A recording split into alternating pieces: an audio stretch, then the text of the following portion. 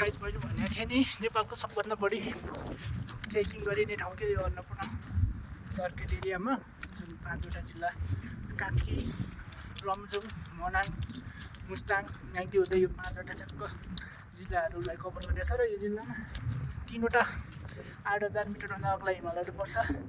मनासलु उता यता नजिकै छ अन्नपूर्ण, त्यो चाहिँ अन्नपूर्ण हो। उसको उतापट्टि म्याग्दीमा चाहिँ धौलागिरी हिमाल छ होइन। यता चाहिँ म्याक्सिमम् मान्छेहरू हुन्छ क्या। यता सायद नेपालको सबभन्दा बढी ट्रेकिङ गर्ने ठाउँ चाहिँ यो अन्नपूर्ण सर्किट हो। लगभग 14-15 दिनमा सबै भ्याइन्छ होइन। बाटोमा मान्छे यति धेरै भेटिन्छन् कि तपाईँ एक्लै यात्रामा निक्लिए पनि एक्लो भएको फिल चाहिँ कहिल्यै पनि हुन्न कि।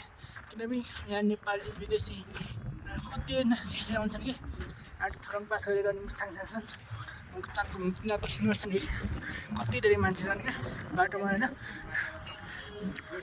एकदम म्याक्सिमम् धेरै मान्छेहरू आइरहेछन् क्या। यो चाहिँ लेन्सर एरिया हो है। मैले भनेको थिएँ नि तपाईँहरूलाई एउटा युट्युब टिकटकतिर एकदम टिकटकतिर एकदम भाइरल भइरहेको थियो नि साइकल चलाएको ठाउँ चाहिँ यो चाहिँ यही ठाउँ हो। नमस्ते नेपालीबाट के हो।